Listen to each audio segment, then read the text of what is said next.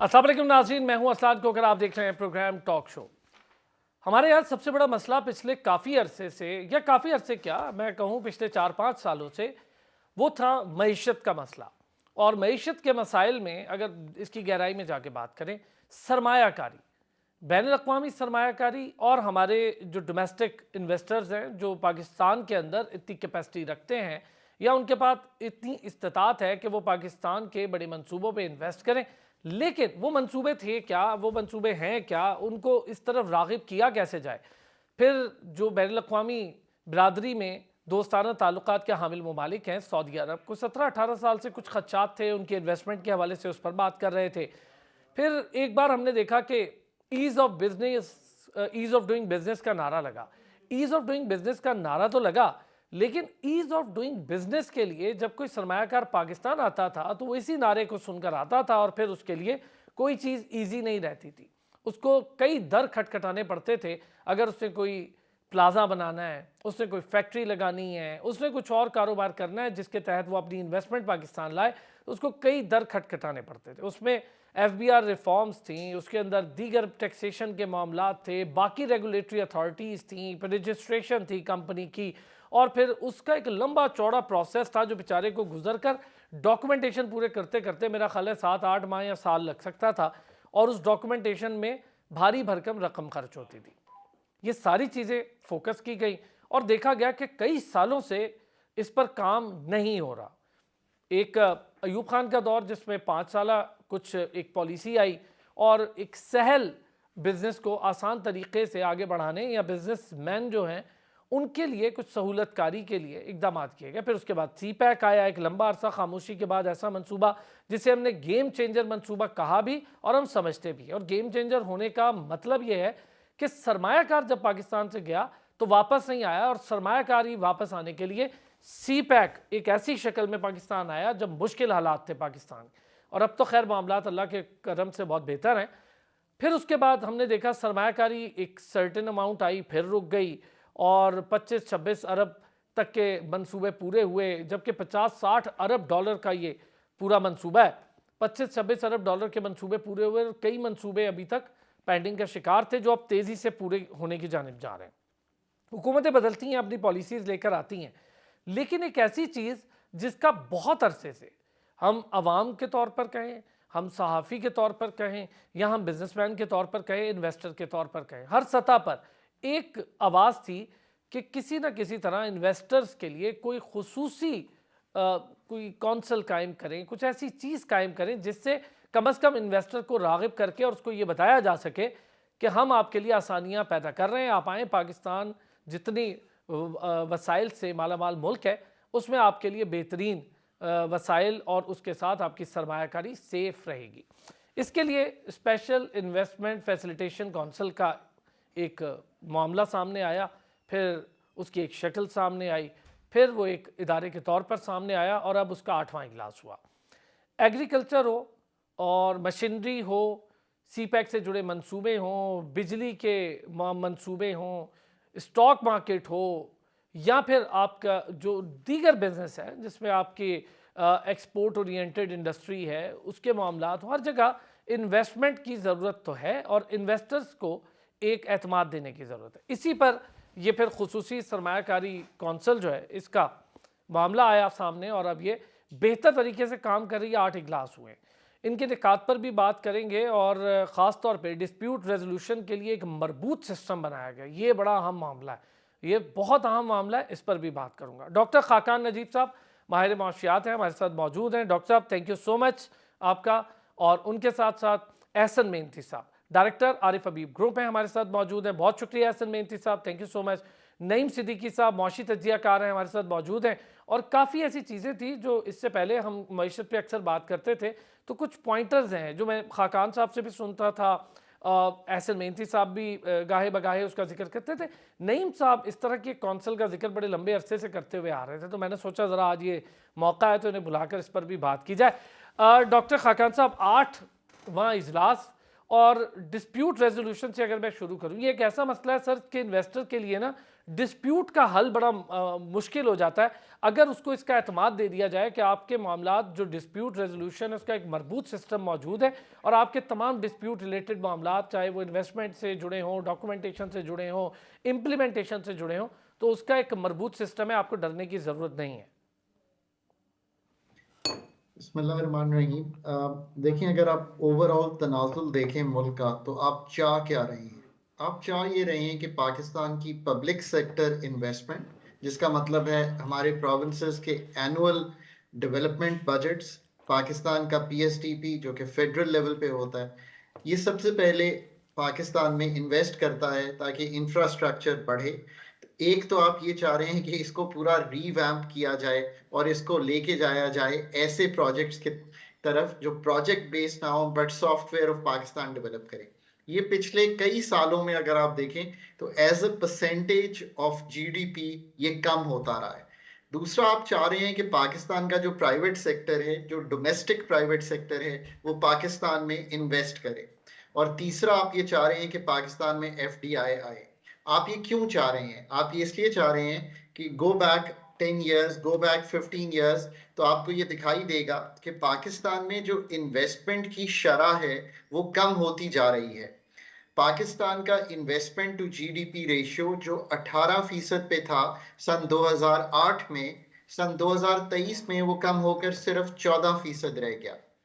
पाकिस्तान के अलावा इर्द गिर्द के ममालिक, ईस्ट एशियन मेरिकल और चाइनीज मेरिकल, इन सब में जो कॉमन थ्रेड है वो 25 से 35% का इन्वेस्टमेंट टू जीडीपी रेशियो है। सो आपने अपने इंट्रोडक्शन में बिल्कुल सही ये बात सामने रखी कि हम इन तीन जगहों से FDI, local investment and public sector investment को बेहतर बनाना चाहते हैं, क्वालिटेटिवली और क्वांटिटेटिवली। इसमें डिस्प्यूट मैकेनिज्म तो एक जुज है इस चीज का कि लोग पाकिस्तान में इन्वेस्ट करें, वो अपने कोई डिस्प्यूट्स हो तो उनका आसानी से हल ढूंढ सकें। जब रेको टेक हुआ तो ये भी कहा गया फॉरेन इन्वेस्टर ने कि आप अपने सुप्रीम कोर्ट से भी इजाजत ले लीजिए, क्योंकि पहले सुप्रीम कोर्ट ने, आपको याद है कि एक मामला रेकोडेक का हुआ था और उसमें फिर हमें पेमेंट करनी पड़ी थी जी हाँ। बिकॉज कोर्ट केसेस ने हमें दिक्कत दी थी। सो ये तो एक बात है, बट बहुत सी और इस्लाहात की जरूरत है। 2016 में अरसलान साहब, मैंने एक किताब लिखी जो बीओआई की वेबसाइट पर आज भी मौजूद है। उसका ताल्लुक किसी मल्टीलैटरल से नहीं था, हमने खुद वो किताब को पुट टुगेदर किया और ये कहा कि पाकिस्तान में ease of doing business, administratively Pakistan की क्लॉग्ड आर्टरीज, चाहे वो एफबीआर में हो, चाहे वो रेगुलेशन में हो, चाहे वो बैंक लोन लेने में हो, इन सब को ईजियर करने की जरूरत है। चाहे वो इतनी रेगुलेटरी एजेंसीज जो आके ठीक। आपको पूछती हो, और फिर एसआईएफसी का कयाम इन रेगुलेटरी आर्टरीज को ईज करना या पाकिस्तान में इनको बाईपास करना और एफडीआई और डोमेस्टिक इन्वेस्टर को पाकिस्तान में लाना, उसको एक्साइट करना, ये आई थिंक इस वक्त ओवरऑल तनाजुल है चीजों का। Very well said. अच्छा डॉक्टर साहब, आगे भी बढ़ता हूँ, फिर आता हूँ आपके पास। आज तो काफ़ी सारे सवालात हैं और वक्त भी होगा तो हम ज़रा डिटेल डिस्कशन करेंगे। एहसन मेहनती साहब, एसआईएफसी, फिर सऊदी अरब कोई 17-18 साल से कुछ खदशात थे इन्वेस्टमेंट के हवाले से, उसका इजहार कर रहा था, उसमें कुछ आसानी हुई, 4 ज़ेर इल्तवा मुआहदे थे। हमारे पास मुआहदों का ही मसला है। अच्छा, के इलेक्ट्रिक के मामला भी हल हुए हैं, 3000 मेगावाट बिजली के हवाले से भी मामला हल हो गया, तो ये एक अच्छा खुशाइन प्लेटफॉर्म है। मेरा ख्याल है ये बहुत लंबे अरसे से बिजनेस कम्युनिटी की भी डिमांड थी, इंटरनेशनल इन्वेस्टर्स की भी डिमांड थी, हमारे ब्रादर दोस्त ममालिक की भी डिमांड थी। जी बिल्कुल, आई थिंक कि ये एक बड़ी अच्छी जो है वो डेवलपमेंट है और एक ऐसा एक बेस है। इससे पहले हम जो चक्कर में लगे हुए थे कि जो एफडीआईज $2 बिलियन साल की आती थी, ये इनिशिएटिव हम $100 बिलियन की तरफ लेकर जा रहे हैं। और आई थिंक कि ये एक ऐसी लाइमलाइट इसको जो मिल रही है, या एक सिल्वर लाइनिंग है ये हमारे लिए, कि जो इससे पहले हमने नहीं कभी सोचा कि एक $100 बिलियन जो है, क्योंकि हमारे अब डेट भी बढ़ गए हैं। अगर डॉलर बेस्ड डेट देखें तो हम $100 बिलियन को क्रॉस कर गए हैं, जो हमें फॉरेन लायबिलिटीज देनी। तो ऐसी सिचुएशन के अंदर उसको रिकूप करने के लिए एक फ्रेश जो है वो थॉट की जरूरत थी। और आई थिंक कि ये बर वक्त हमने देखा कि मिलिट्री एस्टेब्लिशमेंट इसके अंदर इन्वॉल्व हो गई। जब हमने देखा कि सीपेक के प्रोजेक्ट्स जो है उनकी जो उनका क्वांटम था वो कम हो गया था, उनकी जो एक्टिविटी थी वो भी कम हो गई थी। फिर आगे हमने देखा कि हमें बहुत सारे सिक्योरिटी चैलेंजेस जो है वो मौजूद थे।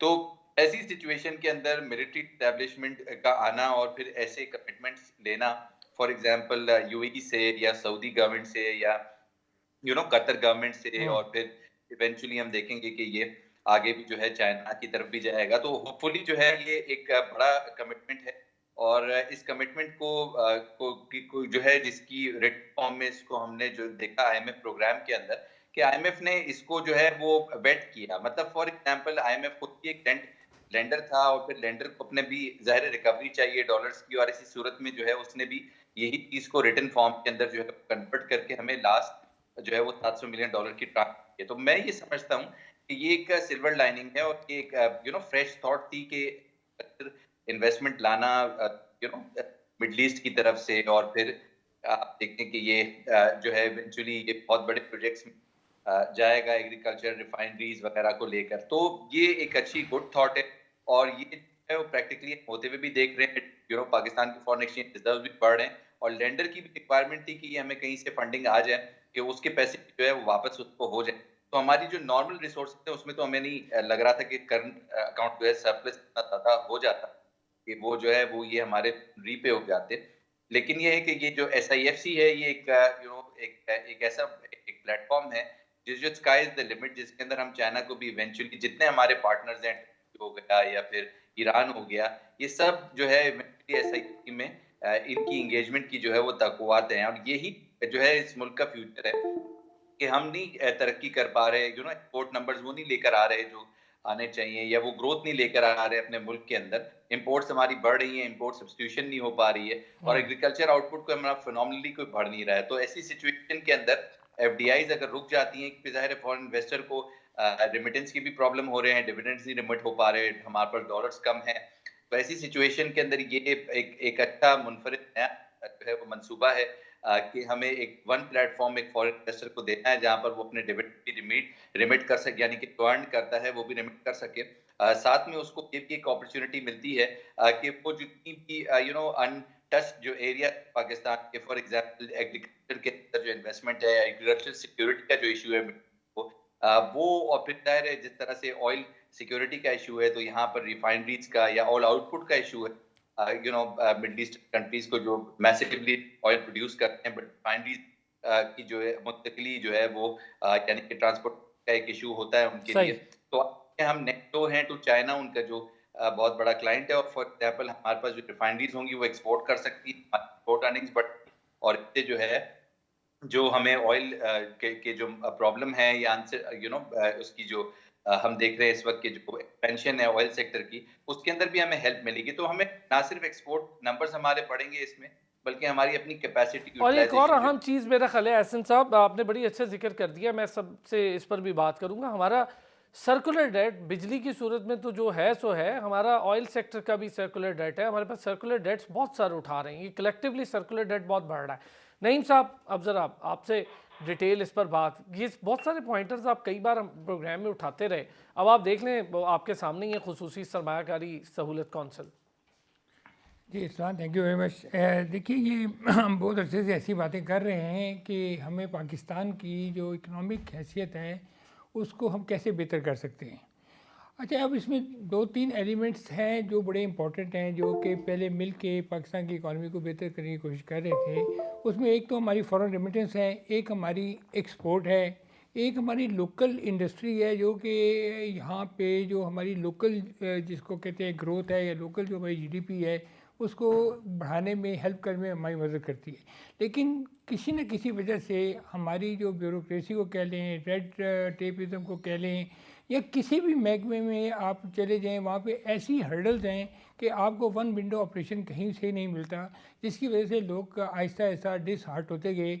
और अभी डॉक्टर साहब ने जैसे कहा कि फ़ॉरेन FDI जो है हर साल तकरीबन कम होती जा रही है, और अब देखिए ये 20% सर पिछले 7 सालों में अब 13% हो गई है। 7 सालों की बात करूँ तो 8 बढ़ के अब ये इस वक्त 13% है। अब ये मैं समझ लो कि शायद दुनिया में जो है हम जो डेवलपिंग कंट्रीज है उसमें हम बहुत नीचे आ गए हैं। इसलिए अब ये एक जैसे अयूब खान के दौर में 5 ईयर्स प्लान थे, उसके बाद फिर आपका CPEC आया, उसके बाद अब ये आपके जो hybrid civil military initiative for economic development, अब इसमें जो सबसे इम्पॉर्टेंट चीज़ है ना सर, ये फॉरेन इन्वेस्टमेंट फैसिलिटेशन काउंसिल है, यानी कि जो बाहर से लोग पैसा लेके आएंगे उनको हमने फैसिलिटेट करना है।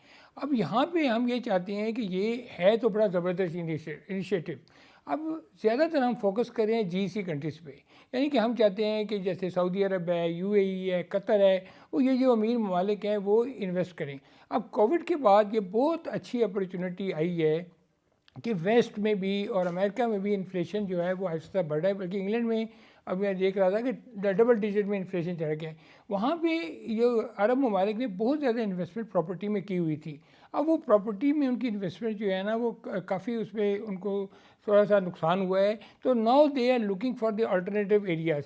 और पाकिस्तान इस वक्त one of the favourite place इसलिए है कि यहाँ पे एग्रीकल्चर, और ये SIFC का जो मेजर कोर एरिया है वो है ही एग्रीकल्चर। उसकी वजह है ना उस पर डिपेंड करता है। फूड एंड सिक्योरिटी, ये एक Food- बड़ा इशू खड़ा हो रहा है अच्छा, दुनिया में। फूड एंड सिक्योरिटी का तो आइंदा दुनिया में वही ममालिक करेंगे जिनके पास एग्रीकल्चर बेस्ड इकोनॉमी होगी। और हम शुरू से ये बात करते आ रहे हैं कि पाकिस्तान के पास इतनी ज़बरदस्त लैंड है। अभी आपने देखा होगा कि इन्होंने 1 लाख एकड़ ज़मीन को फार्मिंग के लिए ऑफ़र किया है और उसमें लोग फार्मिंग कर भी रहे हैं। तो एग्रीकल्चर हो गया, IT सेक्टर हो गया, मिनरल्स हो गया, डिफेंस प्रोडक्शन। अब डिफेंस प्रोडक्शन में हम सरप्लस में ऑलमोस्ट दुनिया का छठी बड़ी आर्मी है, और हम दुनिया में जो फाइनेंशियली इकोनॉमी के तौर पे 130वें नंबर पे आ रहे हैं, लेकिन आर्मी स्ट्रेंथ के बेसिस पे देखें तो हम 6ठे नंबर पे। तो ये एक ऐसा एरिया है जहाँ पे हम ख़ास तौर पे अरब ममालिक को और अफ्रीकन कंट्रीज उनको attract कर को सकते हम उनको बड़ा ज़बरदस्त तरीके से अटैक कर सकते हैं। और हमारी बड़ी क्वालिटी प्रोडक्ट्स हैं और बहुत मेहनत की है, और हम टेक्नोलॉजी में माशाल्लाह किसी से पीछे नहीं है। एनर्जी सेक्टर है, अब देखिए ना, हम कह रहे हैं हमारे यहाँ बिजली नहीं है। मैं कहता हूँ आप 1 लाख घरों पे अगर 10 मेगावाट का सोलर पैनल लगाएं तो आप अगर वो 20 किलोवाट भी डेली प्रोडक्शन अगर देता है तो आप देखें कि आपके पास 2-4 मेगावाट बिजली आ जाती है। अब आप वो बिजली लेके एक्सपोर्ट कर सकते हैं, बेच सकते हैं। गो के आपने IPP के साथ ऐसे मुआहदे किए हुए हैं जो हमारे नुकसानदेह हैं। अभी आपने जिक्र किया, डॉक्टर खाकान साहब है, इस पे इनसे बात हाँ, करूंगा। जैसे अभी आपने उनका तो ये अभी subject आपने है। अभी आपने जिक्र किया कि गैस और इलेक्ट्रिसिटी का जो सर्कुलर डेट है वो इस वक्त 4,000 अरब पर पहुंच जी गया। हाँ। लेकिन जुल्म ये है कि गवर्नमेंट ने कोई ऐसा मेजर नहीं लिया कि जिससे वो डायरेक्ट टैक्सेशन के जरिए इस पर काबू पाती। उन्होंने क्या किया, उन्होंने वही शावर इम्पैक्ट किया, गैस का रेट 4 गुना बढ़ा दिया। 400 गुना से जिसका सर बिजली- जिसका बिल 20,000 आता था उसका बिल लाख रुपए आ रहा है। और इसी तरह बिजली को देखें कि लोगों के कंट्रोल से बाहर हो गई है, दुकानों के किराए इतने नहीं है जितना बिजली का बिल आ रहा है। अब डॉक्टर साहब इस पर ज़्यादा बेहतर रोशनी डाल सकते हैं कि इस सूरत हाल में जो लोकल इन्वेस्टर है वो या लोकल ताजर है वो कैसे मार्केट में अपने आप को कूप अप करेगा, कैसे वो चले मुल्क के मैं एक छोटा सा GDP में ब्रेक नहीं वृद्धि सब एक छोटा सा करेगा। ब्रेक लेंगे, ब्रेक से वापस आएंगे तो जरा तीनों हजरात से इस पर बात करेंगे। हमारे जो लोकल इन्वेस्टर्स हैं, लोकल इन्वेस्टर को राग़िब करने के लिए एक अलग माइंडसेट चाहिए हमें। चूँकि देखिए आप इंटरनेशनल इन्वेस्टर को तो बहुत ज़्यादा फैसिलिटीज़ के साथ बता सकते हैं कि ये एरियाज़ हैं जहाँ पर आप इन्वेस्टमेंट करें। लोकल इन्वेस्टर को ऑलरेडी तमाम हालात की आगाही है, उनको मुश्किलात की भी आगाही है, उनको मार्केट्स की भी आगाही है, उनको अपने फ़ायदे नफ़े यानी नफ़ा और नुकसान दोनों की आगाही। कैसे राग़िब करना है, किस तरह से आगे बढ़ना है, चूँकि CPEC में भी लोकल इन्वेस्टर्स का बड़ा अहम रोल है। तो वापस आते हैं ब्रेक से, इस पर भी बात करते हैं। वेलकम बैक जी। ज़रा स्टॉक मार्केट, फॉरेन इन्वेस्टमेंट, इस पर बात हो रही है, SIFC के रोल पर बात हो रही है। वहीं पर जो हमारा लोकल इन्वेस्टर है उसका जिक्र अभी नईम साहब ने भी किया, खाकान साहब ने भी किया और एहसन मेहनती साहब ने भी किया। डॉक्टर खाकान साहब, लोकल इन्वेस्टर जिसकी अंडरस्टैंडिंग थोड़ी डिफरेंट लेवल की होती है और मेरा ख्याल है उनका जो माइंडसेट है वो थोड़ा डिफरेंट होता है इंटरनेशनल इन्वेस्टर से, तो उसको राग़िब करने के लिए वो तमाम हक़ाइक़ पता होने चाहिए या बताने पड़ेंगे या दिखाने पड़ेंगे, चूँकि वो उनसे आगाह होते हैं। उसके लिए कितनी अहम होगी SIFC की ये तमाम मामलात या SIFC का प्लेटफॉर्म और इसके मंदरजात? देखिए, पाकिस्तान में और दुनिया भर में जहाँ भी पाकिस्तान का या दुनिया भर के उन ममालिक का इन्वेस्टर जो कि डोमेस्टिकली प्रोड्यूस कर रहा हो, उसकी कनेक्टिविटी नहीं बनी to the international markets, to international global value chains, उन मुल्कों ने तरक्की नहीं की। जो स्मॉल एंड मीडियम एंटरप्राइज है, जिसको आप 90% पाकिस्तान की जो इंडस्ट्री और पाकिस्तान की एग्रीकल्चर समझिए, और लार्ज स्केल तो 80,000 हैं, एसएमईज पाकिस्तान में 52 लाख हैं। अब इन सब इन्वेस्टर्स को रागिब करना, उनको प्रोफेशनलाइज करना, यानी कि उनको अपग्रेड करना, उनको टेक में बेहतरी देना और उनमें ये कैपेबिलिटी पैदा करना कि वो दुनिया से कनेक्ट कर पाएं और वो दुनिया की मार्केट से कनेक्ट कर पाएं और उनकी अपग्रेडेशन करना और उनको फॉर्मलाइज करना, ये है पाकिस्तान का असल चैलेंज। और फिर वो लोग जो नॉन प्रोडक्टिव इन्वेस्टमेंट किए हुए हैं, यानी कि रियल एस्टेट में इन्वेस्ट किए हुए हैं, सोने में इन्वेस्ट किए हुए हैं, डॉलर्स में इन्वेस्ट किए हुए हैं, और एनेक्डोटल एविडेंस प्लस हमारा जो डेटा है वो ऑफ कोर्स यही बताता है कि ऐसा हो रहा है मुल्क में और होता रहा है पिछले कई दिहाइयों से। उनको रागिब करना कि वो मैन्युफैक्चरिंग में या एग्रीकल्चर में या सर्विस सेक्टर में इन्वेस्ट करें और फिर उनको कनेक्ट करना दुनिया से, ये है रियल टास्क। इसमें SIFC कॉर्पोरेट टाइज करने में एग्रीकल्चर को बेहद कोशिश कर रही है। आई होप कि वो जो टारगेट ऑडियंस है वो अगेन बिग फर्टिलाइजर कंपनीज या वो ग्रुप्स ना हो, बल्कि वो लोग भी हों जो छोटा एग्रीकल्चर करते हैं। पाकिस्तान की एग्रीकल्चर बेस को एक्सपैंड करना, उसकी पैदावारी सलाहियत बढ़ाना, ये एक ऐसा काम है जो पाकिस्तान की ग्रोथ में अगले कई सालों में, और पाकिस्तान का जो बैलेंस ऑफ पेमेंट्स, यानी कि हम 10-11 अरब डॉलर का नेट इंपोर्टर हैं इस वक्त फूड एंड एग्रीकल्चर में, और 5-1 अरब डॉलर की एक्सपोर्ट करते हैं, इसको रिवर्स करना कि हम 10 अरब डॉलर की एक्सपोर्ट करें और 5 अरब डॉलर की इंपोर्ट करें, ये एक बहुत बड़ा चैलेंज भी है पर पॉसिबल भी है। क्या हम ये काम कर सकते हैं? यही वो मुश्किल काम है जो आने वाले 5 साल में होने हैं। इसमें याद रखिए कि छोटे इन्वेस्टर के लिए कॉस्ट ऑफ प्रोडक्शन एक बहुत अहम जुज है, और उसमें बिजली और गैस सेक्टर जो कि सरकार चला रही है और ऐसे चला रही है कि वो इनएफिशिएंट भी है, लाइन लॉसेस भी ज्यादा करता है, कलेक्शन भी कम करता है, भर्तियां भी ज्यादा हैं, टेक्नोलॉजिकली भी अपग्रेड नहीं करता। हम इस चीज से आज भी बाहर नहीं आ पा रहे कि डिस्कोस को अपने निजाम से निकालना है, जेनकोस को अपने निजाम से निकालना है, नेपरा ओगरा को इंटीग्रेट करके एक अच्छा रेगुलेटर बनाना है, पाकिस्तान में एनर्जी की मार्केट बनानी है। मैं आसान लफ्जों में कहता हूं, टेलीकॉम सेक्टर अगर आज सरकार के पास होता तो आप ये सोचिए कि ये मोबाइल क्या इतना सस्ता होता, क्या कंपेटिटिव बिहेवियर ऐसा होता कि डेटा आपको मिल सकता जिस तरह का इस वक्त आपको मिल रहा है। अभी भी हमारी जो बैंडविड्थ है वो बहुत कम है और हम बैंडविड्थ नहीं दे पा रहे। अगर हम ये दें तो पाकिस्तान के एवरी नोक एंड कॉर्नर में हम डिजिटाइजेशन की तरफ बढ़ सकते हैं। ये वो मुश्किल काम है जो मैं आपके सामने अच्छा रख रहा डॉक्टर साहब, हूं। मैं अगर आपकी बात से अखज़ करूं, और पहले भी मेरी आपसे डिस्कशन होती है तो हमेशा इस बात पर आप जोर देते हैं कि इसको प्राइवेटाइज कर दें और कंपटीशन में ले आएँ, कॉम्पिटिटिव कर दें, 3-4-5 कंपनीज तक इसका दायरा फैला दें। बिजली की बात कर रहा हूँ तो आपको खुद सस्ती, मयारी और जो लोड शेडिंग से पाक बिजली है वो भी मिल जाएगी, आवाम के लिए भी सहूलत हो जाएगी और गैस जो बिजली के बिल है उसका बोझ भी कम हो जाएगा, अगर मैं आपकी बात समझ रहा हूँ। आप मेरी बात बिल्कुल दुरुस्त समझ रहे हैं। देखिए, आसानी से बात समझने वाली यूं है कि पाकिस्तान में इस वक्त सबसे जो इम्पोर्टेंट रिफॉर्म होगा स्ट्रक्चरली, यानी कि जो तंजीम नौ करनी है, स्ट्रक्चरली का मतलब है तंजीम नौ जो करनी है, हमने ढांचा जो तब्दील करना है वो बिजली के सेक्टर का करना है। इस वक्त बिजली और गैस को मिलाकर 6,000 अरब के करीब पाकिस्तान का सर्कुलर डेट जिसको आप कहते हैं वो खड़ा हुआ है। इसका मतलब ये है कि 20-21 अरब डॉलर का एक पेएबल खड़ा हुआ है। आप लाइन लॉसेस ज्यादा किए जा रहे हैं, आप टी&डी लॉसेस ज्यादा कर रहे हैं। अब करना क्या है? देखिए, शुरू कीजिए इस चीज से कि आप बिलीव करें कि पाकिस्तान का जो IPPs के मायदे हैं उनको जाकर आपको दोबारा देखना है। ये नंबर 1 जोश है। नंबर 2 जोश है कि स्टेट के रोल को अगर आपने लिमिट करना है तो आपने किस तरह प्राइवेट सेक्टर एफिशिएंसीज डिस्कोस की रनिंग में, जेनकोस की रनिंग में लानी है, ताकि आप दुनिया को बता सकें कि हमने एक कंपटीशन क्रिएट किया। सुई कंपनीज को ब्रेक करना है इनटू स्मॉलर कंपनीज और उनको फिर ट्रांसमिशन एंड डिस्ट्रीब्यूशन में डालना है। और आखिर में मैं ये कहूंगा कि सब्सिडी को टारगेट करना है। और ये जो हमारा निजाम है कि नेपरा और ओगरा समझ नहीं पा रहा, बिकॉज हम उसमें वो कॉम्पिटेंस नहीं ला रहे कि उनका काम मार्केट मेकिंग भी है। उनका काम सिर्फ ये नहीं है कि वो एक हमें टैरिफ ही देते रहें, उनका काम पीनलाइज करना भी है। और फिर पाकिस्तान की अगर हम इस सेक्टर को ठीक नहीं करेंगे तो जो हमारी कॉस्ट ऑफ डूइंग बिजनेस है वो नीचे नहीं आएगी। सही। Cost of doing business local investor के लिए, लोकल एग्रीकल्चरिस्ट के लिए एक बहुत बड़ा जुज है to make Pakistan globally competitive.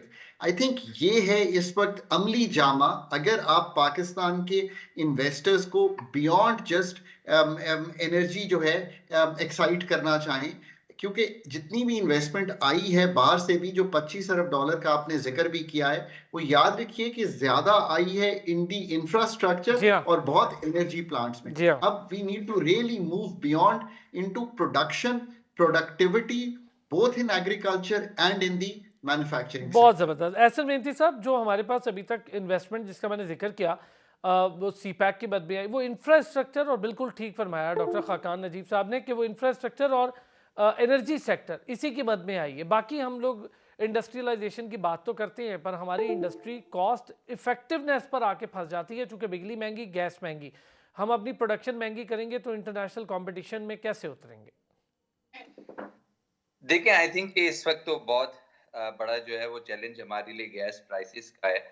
और जाहिर हम देखते हैं सर्कुलर डेट के अंदर इजाफा हुआ है 1.3 ट्रिलियन का, सिर्फ जो आई थिंक कि ये जो इजाफा हुआ है वो सर्कुलर डेट हुआ है कि हमने जो गैस प्राइसेस हैं उनको उस लेवल पर नहीं लेकर गए कि प्राइसेस खत्म हो जाए। गैस जो यानी कि उसको हम उसकी करनी। ये जो बात की ना डॉक्टर खाकान साहब ने, आईपीपीज वाला मामला, महंगी बिजली, कॉस्ट इफेक्टिवनेस है नहीं, हम अपनी कंपटीशन के लिए तैयार नहीं है, फिर हम कहते हैं कि जी हमें अपनी एक्सपोर्ट्स बढ़ानी है। हमारे मैंने अभी बात की एप्टमा के हेड से, चेयरमैन एप्टमा हमारे साथ रहे एक प्रोग्राम में, उन्होंने भी यही सेम बात की।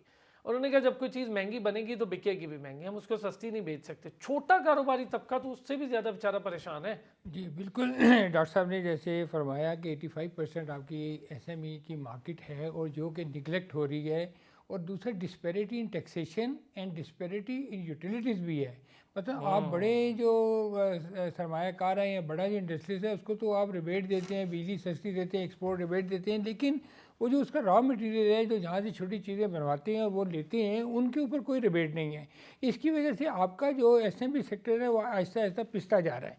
अब बेसिकली देखें, हमें शिकायतें हमारी बहुत हैं, हम बहुत लोग शिकायतें करते हैं, लेकिन मसला ये है कि जब हमने इस मुल्क में रहना है तो हमें ये फैसला करना है कि हमने डेवलपमेंट कैसे करनी है, और ये फैसला हमसे ज़्यादा हमारी गवर्नमेंट ने करना है। शायद उसी उन्होंने SIFC बनाई है कि जिसके तहत मैं समझता हूँ ये एक आखिरी काविश है।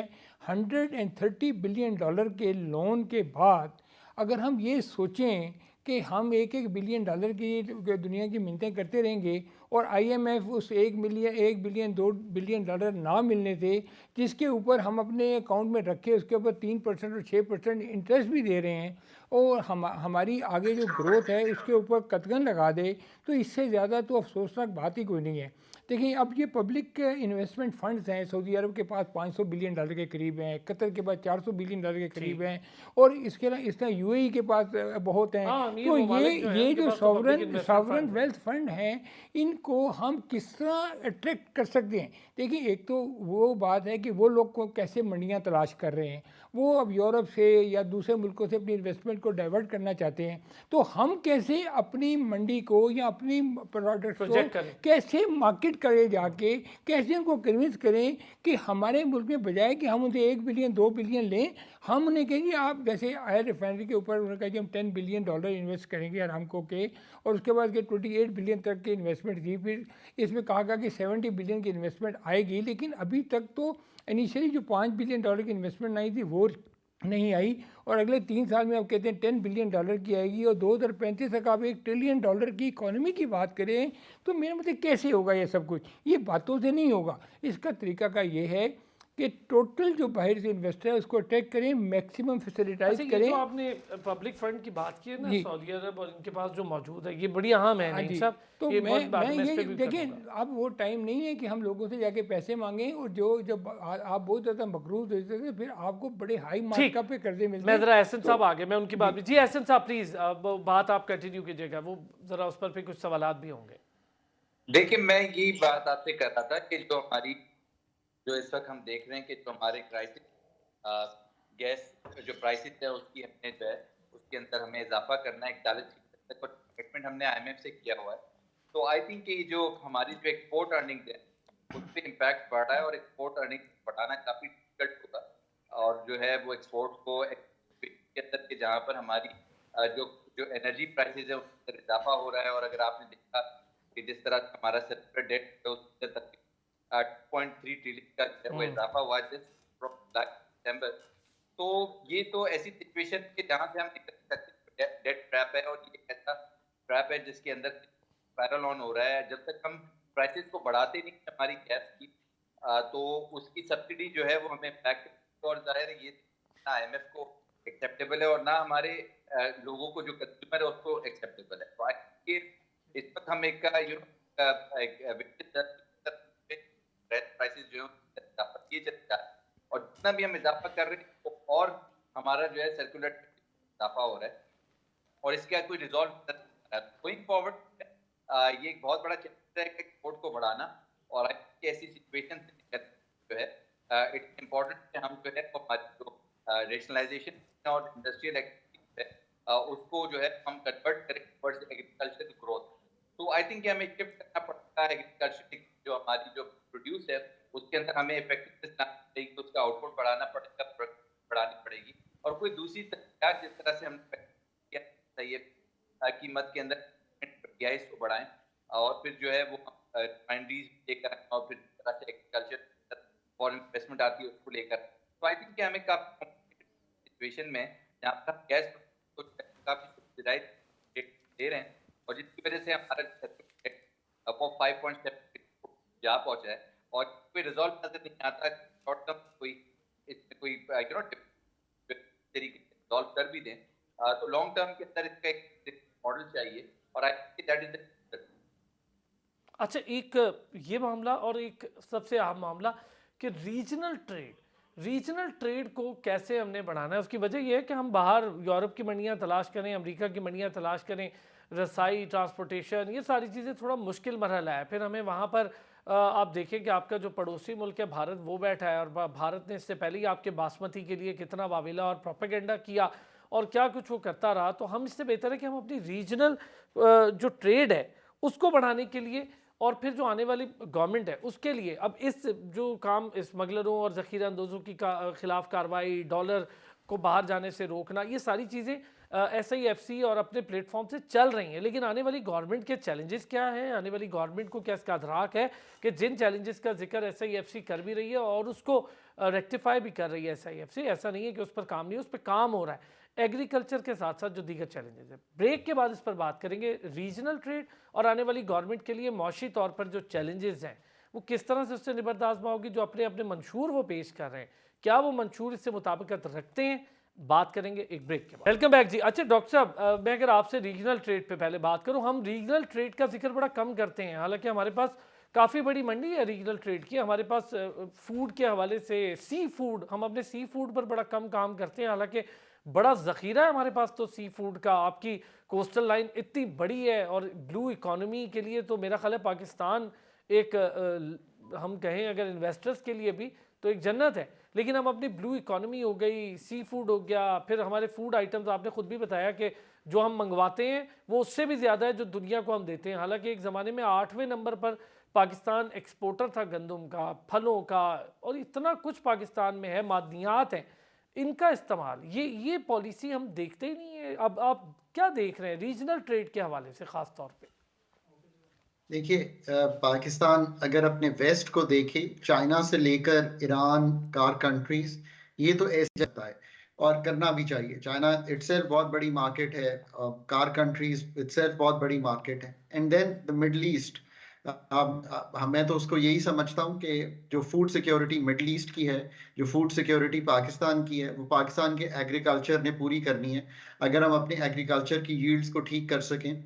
जहाँ तक ब्लू इकोनॉमी का ताल्लुक है, मैंने रिपोर्ट पढ़ी पाकिस्तान की, research report on the blue economy, और ऑफ कोर्स उसमें भी एक बहुत बड़ा पोटेंशियल है।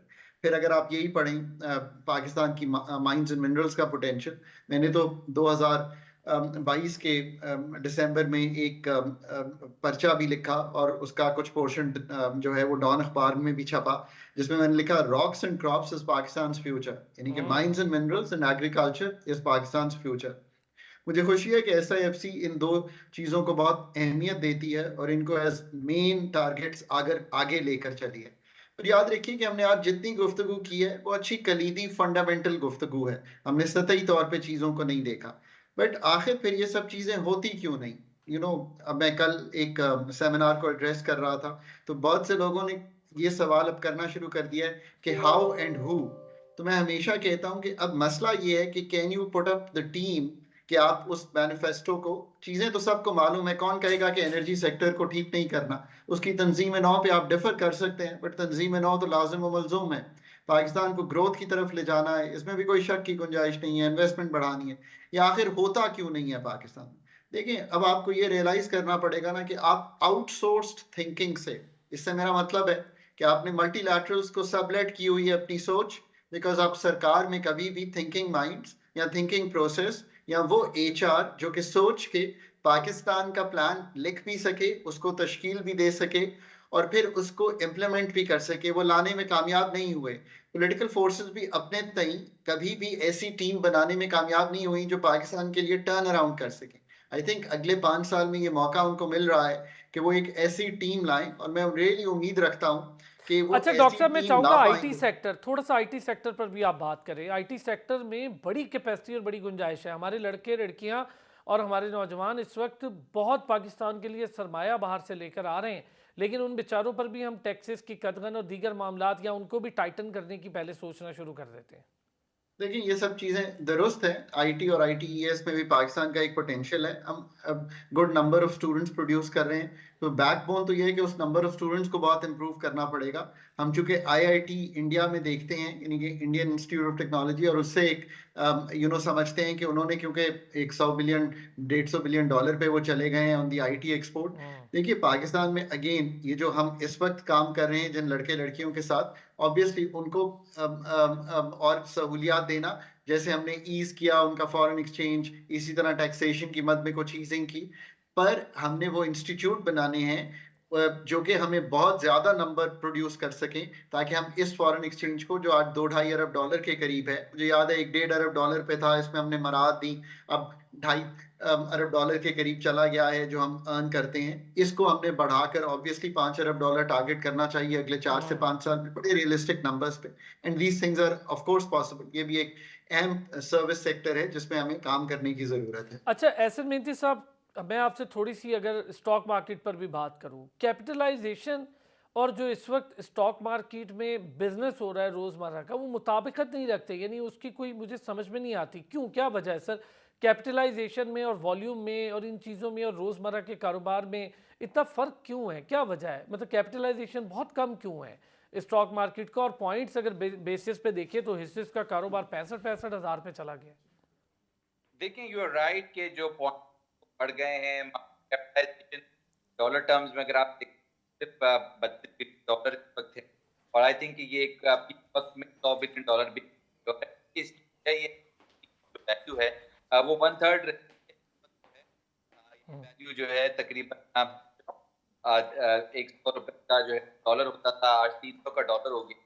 तो अगर आप देखें तो 1/3, तो ये मोरलेस 33-34 बिलियन। अगर आप देखें तो उस वक्त जो है उसकी वैल्यू $100 ठीक बात तो है। एक तो ये है, दूसरा ये है वॉल्यूम इस वक्त आप देख जो रेमिटेंस है फॉरेन करे और डिविडेंड आपका वापस, तो हमारे पास जो अनफॉर्चुनेटली जो है वो कैश के अंदर है कि जहां पर हम उसको रिटर्न भी नहीं दे सकते और फिर उसकी इन्वेस्ट जा सकता है। तो आई थिंक के को डील करने की हमें जिस तरह से जो है हमारी उसको बढ़ाएं, SIFC के को पूरा करें। अच्छा ये बताएं एहसन मेहती साहब, मैं स्टॉक मार्केट की हद तक आपसे पूछूं, रेगुलेटर्स का रोल कैसा है इन्वेस्टर्स की तरफ? देखिए, रेगुलेटर्स तो जो तरफ करते हैं, हमारी जो मार्केट हेवी यानी कि सोर्स ऑफ इनकम हम उससे पूछते हैं, देता है उसको कोई बैंड इंडिविजुअल, तो उस हद तक तो रेगुलेट ज्यादा है और रेगुलेट आईपीओ जो है उसको करता है, बट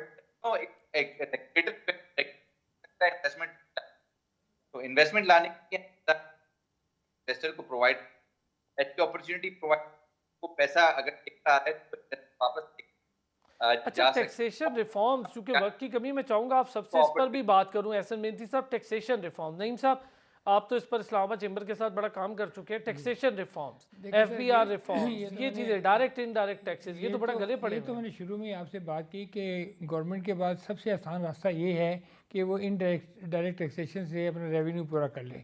डायरेक्ट टैक्सेशन जो है वो बहुत कम है और उस पर बहुत ज़्यादा काम करने की ज़रूरत है। मैं तो हमेशा आपके प्रोग्राम में एक ही बात कहता हूँ कि टैक्स टू टैक्सेबल, जिस पे टैक्स लगता है उस पर टैक्स लगाएं। आप देखिए अगर ये पॉलिसी एफबीआर अडॉप्ट कर ले तो कोई मसला नहीं है कि उनको इतनी मेहनत करनी पड़े। 23,000 लोग हैं एफबीआर में और अभी वो कह रहे हैं कि हम जाके जो स्मॉल ट्रेडर्स हैं उनके ऊपर एक ऐप बना रहे हैं, उसके ज़रिए वो 35 लाख लोगों से कैसे ये वसूल करेंगे। बेसिकली जब तक ये कोई स्ट्रक्चर रिफॉर्म नहीं बनाएंगे उस वक्त तक काम आगे नहीं चलेगा। Administrative reforms are not enough.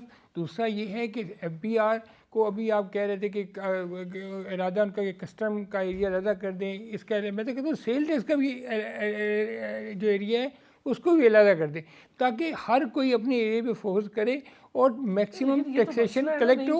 लेकिन इशू 45 टैक्स बने, लेकिन सर वही मैं कह रहा हूँ 65 डिफरेंट काइंड ऑफ टैक्सेस हैं। आप इनको कम करके 4-5 किस्म के टैक्सेस करें और दूसरा जो लोग हैं उनको फैसिलिटेट करें।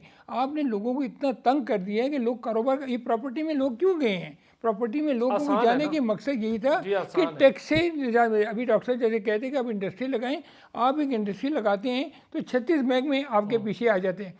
दूसरी बात है कि फ़ॉरेन जो लोग इन्वेस्टमेंट पाकिस्तान में करना चाहते हैं वो बेसिकली पॉलिटिकल स्टेबिलिटी को देखते हैं और इकोनॉमिक स्टेबिलिटी को देखते हैं। अब ये इकोनॉमिक स्टेबिलिटी के लिए एक ज़ामन की ज़रूरत थी, वो अब हमारा अस्करी अदारा उसमें आ गया है।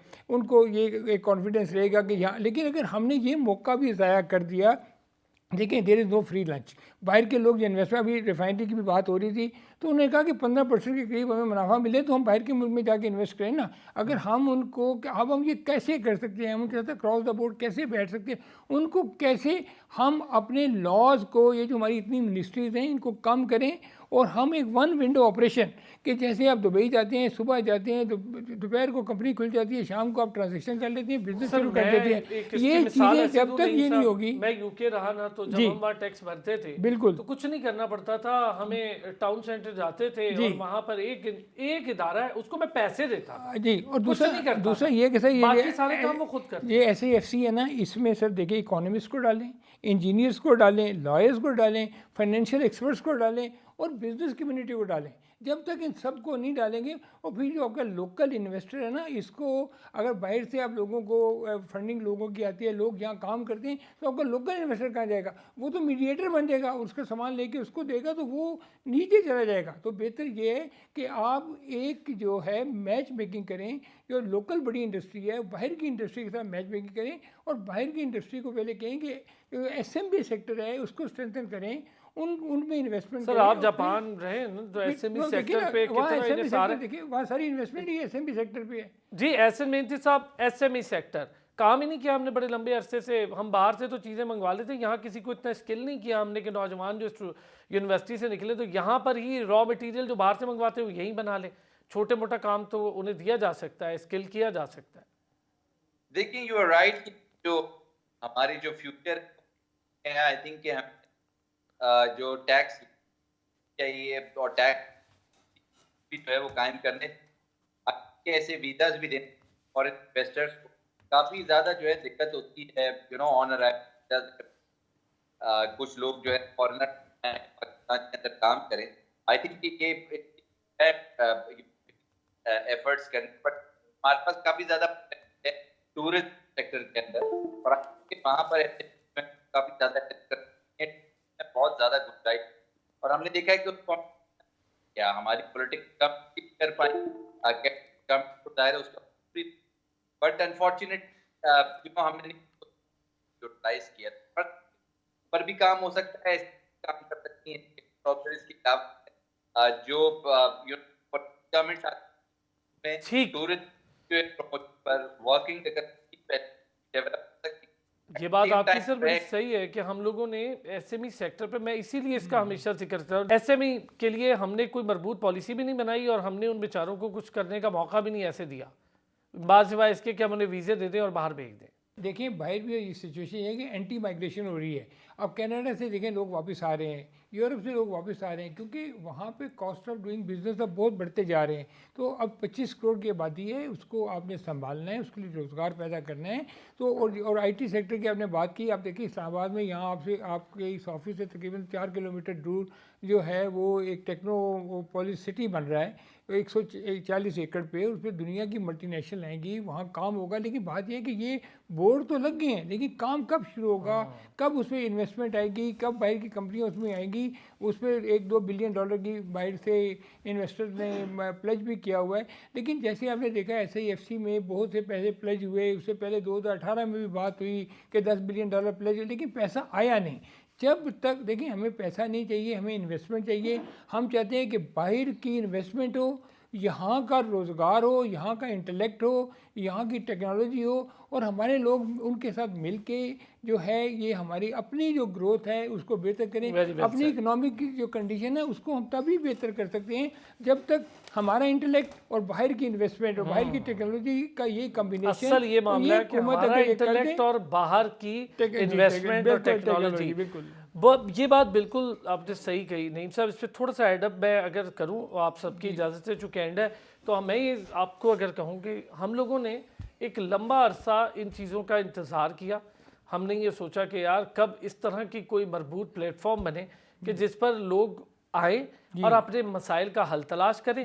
उनके लिए उनके जो बिज़नेस रिलेटेड डिस्प्यूट हैं वो डिस्प्यूट हल हों, वो कब अपने डिस्प्यूट के लिए किसी ऐसे प्लेटफॉर्म पर जा सकें कि जहां जाएं और वहां पर मामला हल हो जाए। क्योंकि ये सबसे बड़ी आसानी बिजनेसमैन को चाहिए कि वो लंबे चक्रों में ना पड़े, बल्कि सालों साल बेचारे भुगतते रहे। यहाँ पे नैब को भी और दीगर केसेस को भी बिजनेसमैन, कई बिजनेसमैन पाकिस्तान छोड़ के चले गए। इसीलिए छोड़ के चले गए ना कि सर उनको यहाँ पे ईज ऑफ डूइंग बिजनेस में डिफिकल्टी आ रही थी। और देखें ये बिजनेस एक पानी के फ्लो की तरह होता है। चलें नईम साहब, वक्त की कमी थी, वरना मैं इंशाल्लाह इस पे फिर कभी डिस्कशन। बहुत शुक्रिया नईम सिद्दीकी साहब आपका, एहसन मेहनती साहब हमारे साथ मौजूद रहे, बहुत शुक्रिया। डॉक्टर खाकान नजीब साहब हमारे साथ मौजूद रहे, बहुत शुक्रिया आपका। अगले हफ्ते फिर होती है आपसे मुलाकात, अपना ख्याल रखिएगा।